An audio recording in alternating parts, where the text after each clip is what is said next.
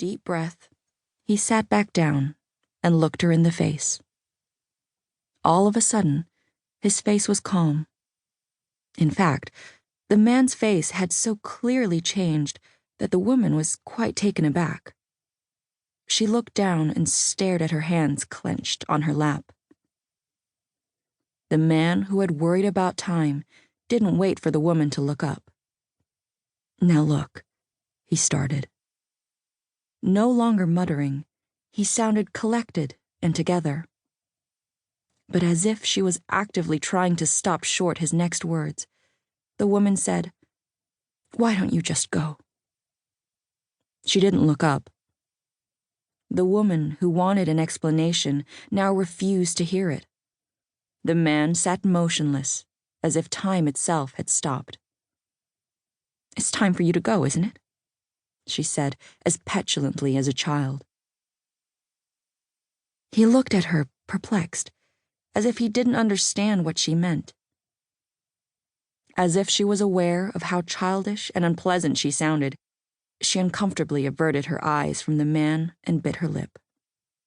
He rose from his seat and spoke to the waitress standing behind the counter.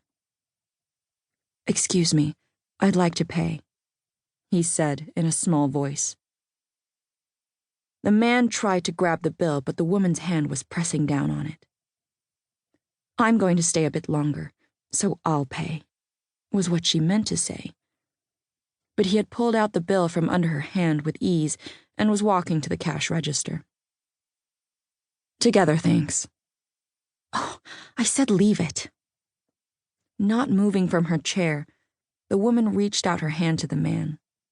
But the man refused to look at her. He pulled out a 1,000-yen note from his wallet. "Keep the change," he said, as he handed the waitress the note together with the bill. The man turned his face filled with sadness to the woman for a split second as he picked up his bag and left. Clang dong. "And that happened 1 week ago," said Fumiko Kiyokawa. Her upper body flopped into a heap on the table like a deflating balloon. As she collapsed, she somehow avoided spilling the coffee cup in front of her. The waitress and the customer seated at the counter who had been listening to Fumiko's story looked at each other. Before Fumiko had finished senior high school, she had already mastered 6 languages.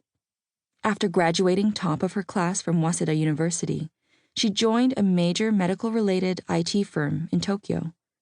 By her 2nd year at the firm, she was already directing numerous projects. She was the epitome of the smart, career-driven woman. Today, Fumiko was dressed in ordinary business attire, a white blouse and black skirt and jacket. Judging by her appearance, she was on her way home from work.